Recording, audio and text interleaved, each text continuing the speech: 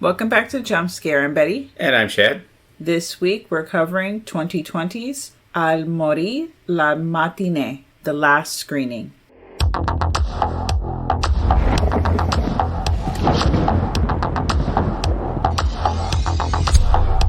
¿De qué va la peli? Es de suspenso. Dale, no, apuren. Ya empezó la película. ¿Querés irte? Por algo vinimos, ¿no?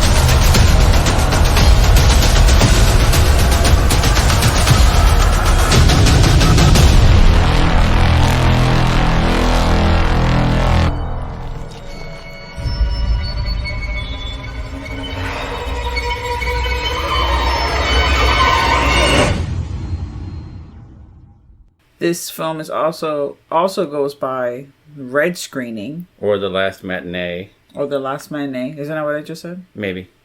I may have spaced on that one. Wait, did I get it all wrong? No, you got it right, I think. I just said it just to be sure. It has multiple, just like many other foreign films, it has multiple names depending on, where it's going to be at. But this film came out last year, and it was directed by Maximiliano Contente. Yeah, it's going to be released by Arrow Video on December 1st. It'll be on Blu-ray. This movie is set in 1993, and, everyone looks very 1993, and this is one of those things where when you go to other countries, like Spain or Argentina, Uruguay. This is a Uruguay or Uruguayan, Argentinian film. Yeah. Sometimes the areas and the cars are still kind of they're kind of behind, from that time. Yeah. It's easier to get the stuff because they're not obviously transporting brand new 2021 cars over there all the time. Yeah. So everything looks pretty good. I mean, It's set in a movie theater, which goes back to other films that are set in movie theaters. This reminds me a lot of the theater from Demons, and a little bit of the one from Popcorn, but mostly the Demons one. There's a lot of references to that in it, I think, because it has such a similar feel in the theater, The theater is gorgeous, and it is a huge, what I feel like was an opera house probably at one time. We didn't really research that, but it just Well, they say the name of it is was it Cine Opera? So it may have been an opera house that they converted into a movie theater. Yeah, theatrical opera theatrical. Yeah, is the name of the theater. So it may have been. It's gorgeous in there. Like the actual place, where you view the film. What is that even called? Does it have a specific name within? There's the balconies, the whole area, because you're the concession stand, the concession area. So the main area, basically, it's just gorgeous. It has those beautiful red velvet curtains that go from the ceiling all the way down to the floor. It's so grand looking. So there is a father that works he's a projectionist. Yeah.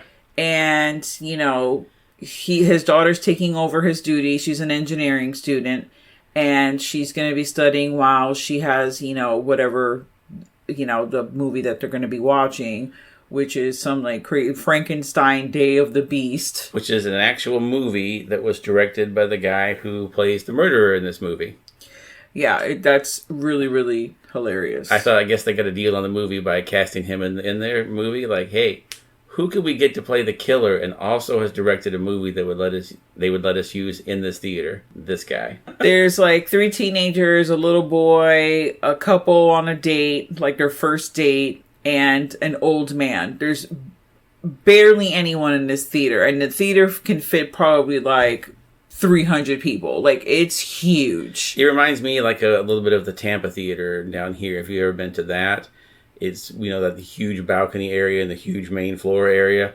It's very easy to hide in. There's a lot of places you could run away to. So while, Anna is trying to study and, just, you work in the production booth, you just put the movie on and just go about your life. Just make sure nothing crazy happens, if it breaks, to the film. You know how to fix it, and then you're okay. Tape it back together, good to go. The movie theater, it's a declining movie theater. There's barely anyone there. They're showing this not a popular, they're not showing Army of Darkness, Although they do have a little poster up in the projection room for Army of Darkness that they strategically cover up the name, but you can tell it's Army of Darkness. While everyone, is coming out of the theater, the new people are either staying for the next show or they're coming into the theater. You have this guy that's driving around the car eating fucking olives out of a damn huge fucking jar.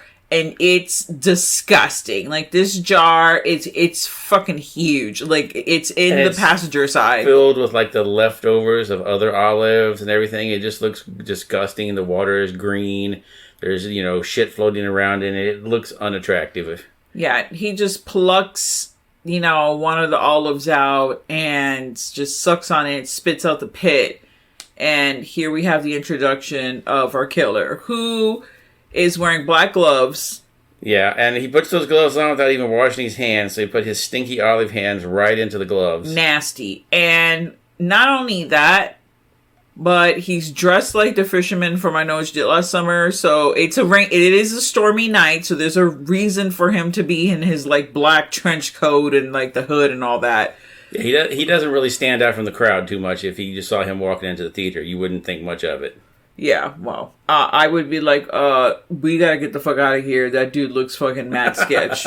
But that's because I don't trust anybody. Clothing-wise, There's, amongst the teenagers, there's 3 of them, 2 guys and a girl. There's a freaking actor that looks exactly like Jonah Hill with glasses, like super bad, with the fro Jonah Hill. Yeah, he even sounds like him a little bit too when he starts to yell later on and get excited. He sounds like Jonah Hill too. It's very strange. It's hilarious. And there's, all the actors have that little bit of a familiar look to them. Like, I haven't seen anything with them before, but they all look like actors you've seen in indie movies or slasher movies before. They all kind of have that look about them.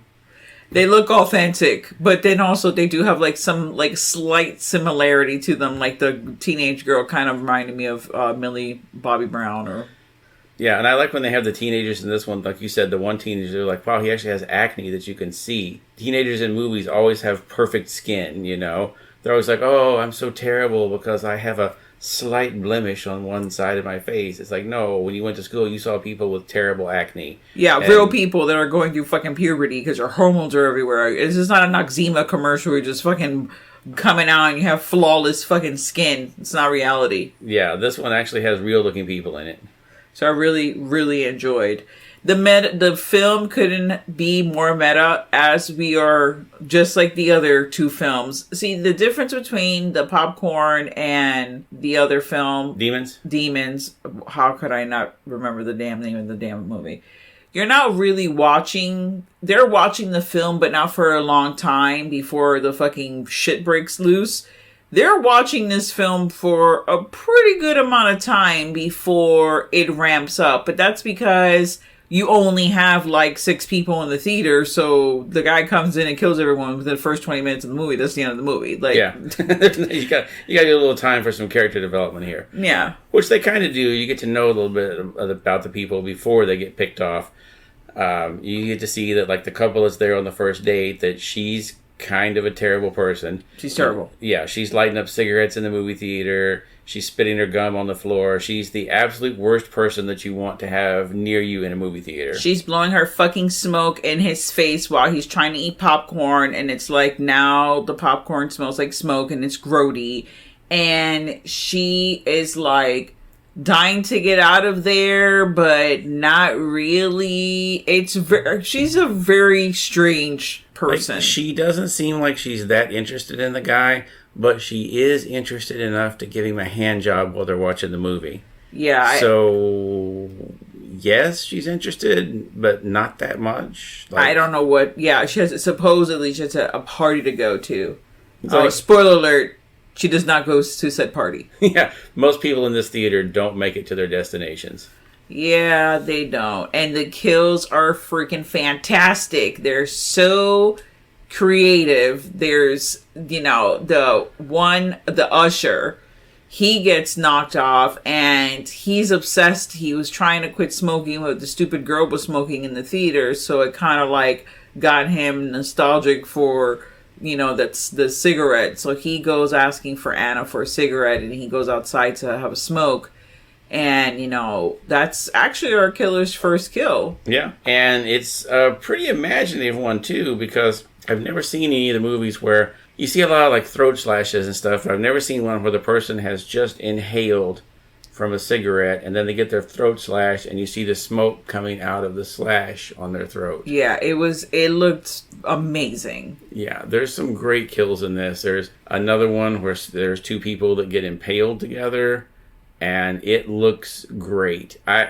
All these kind of kills remind me of like the kills you'd see like in the Friday the 13th movies and that in the 80s.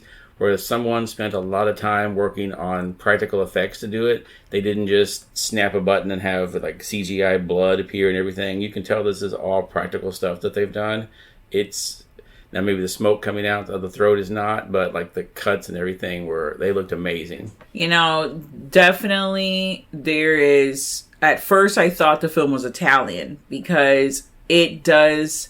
have the sound, like the music and just the look of it is very like Giallo, like those Italian films. Yeah, the music, it sounds like a John Carpenter dream. It's, the synth music, it reminds me a little bit of Escape from New York in parts of it. It has that kind of a feel to it.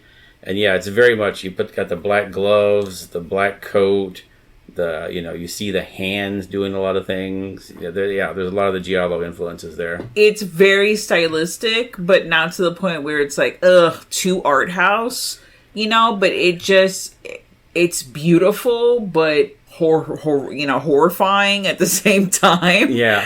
I'm not one for gore.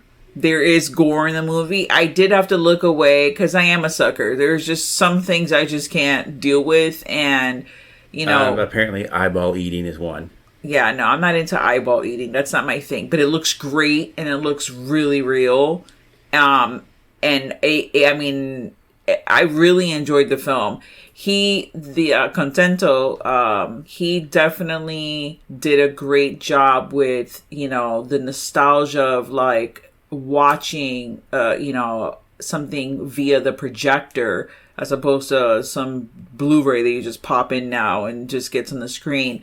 There's some beauty behind like when the light is coming out of the projection booth and you see like dust or fucking skin cells. Like if you really think about what it is that's flittering in the air there, it's gross, but I love that. You don't get that anymore. And that's sad. But after everything that's happened, recently with COVID and everything and how we weren't able to go to the theater, that whole experience is kind of dead. I mean, yeah, the theaters have opened up, but that like 35 millimeter, like the projection experience is very few and far between. Yeah, you really see that now in like some of the art house theaters. I mean, like the Enzy in here still does 35 millimeter because when we've watched the stuff there, it still has that feel to it. You see the film still has a little bit of grain to it. There's some scratches and stuff on it, which is nice to see because It's good when they've restored a movie, because I've seen, restorations where you're like, wow, this looks beautiful and perfect and it's great. And that's fine. But there's also something good about seeing them when they're a little gritty and a little messed up, too. Because it reminds you of, like with me, going to the theater. When I lived in Joplin, Missouri, the theater gave about 2 fucks about the quality of the movies. So you would see a lot of things that were scratched and grainy and that kind of thing. And it reminds me of going to the movies when I was a kid, like going to see stuff at the drive-in. Yeah. Where you weren't seeing perfect projection every time. You go to the drive-in now, it's digital projection too. So there is something very nostalgic about seeing these old movies set in the theaters like this, where they're still using film and you still get that, the sound and the projector and all that going. There's also another kind of Halloween-esque, not to bring Halloween into this film, but Halloween-esque feel for me personally, because there's no backstory to the slasher. He's just someone that's killing. Yeah.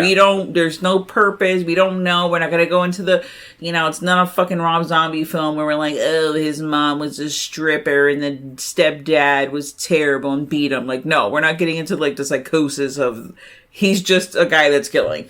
And he just shows up and starts killing people. Exactly. We don't need a backstory. I like that as well. And also, you never hear him say anything.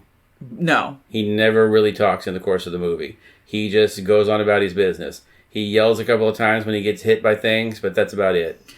His name in the credits, the slasher's name is Come Ojos, which means, to a loose translation, eater of eyes, which is disgusting. And spoiler alert, that's what he does. And that's why he had to finish off his olives before he got in the theater, because you got to have some place to keep your eyes, because you can't just leave those things bouncing around in your coat pocket.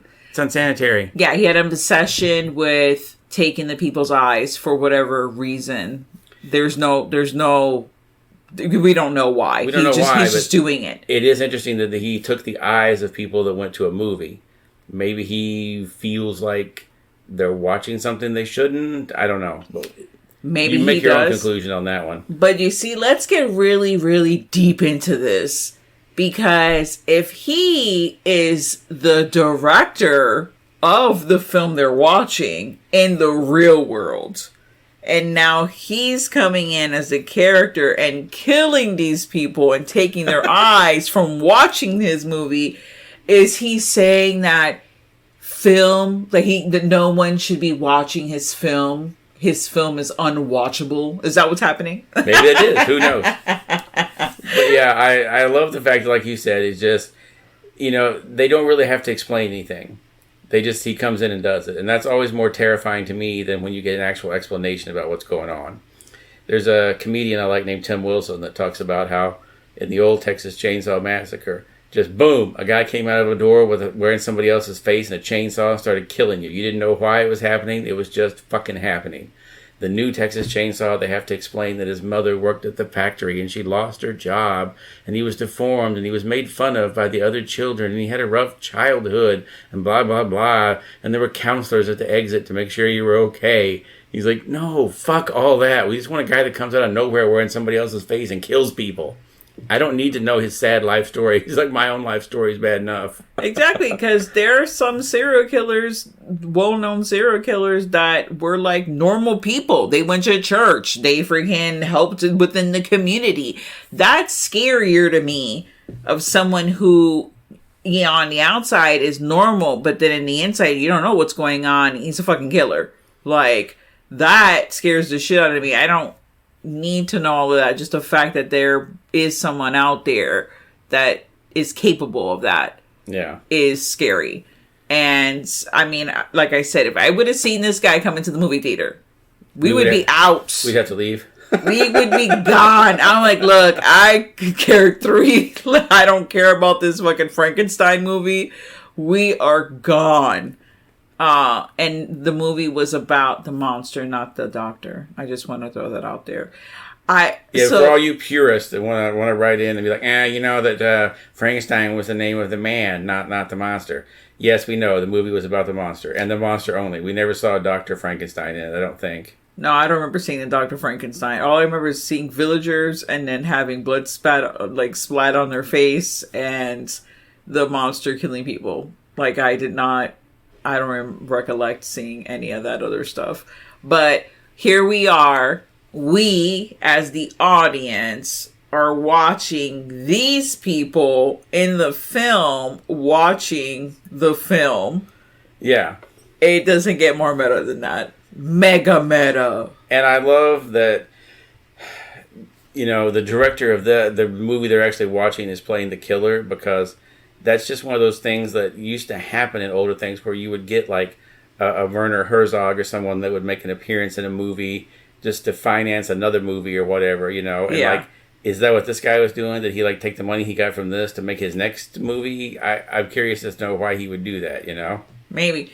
But let's go back to the name, because Come Ojos, just me saying it's so disgusting. I can't get over it.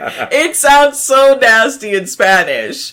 It's the eater of eyes. Oh, eye eater. Like, grossy. Oh, nasty. And the eyeballs look, to him, they look delicious. I'm not sure who did the effects on this, but hats off to them, because they did a great job. Hats off big time, because, I mean, the blood looked great. The freaking special, like, whatever, everything they did, all the kills. There wasn't one kill that was like, there was one, well, there was more than one kill, but the kill of when the two teenagers, okay, so there's one of the teenage boys, he like is staring at one of the girls' asses like off screen, I guess.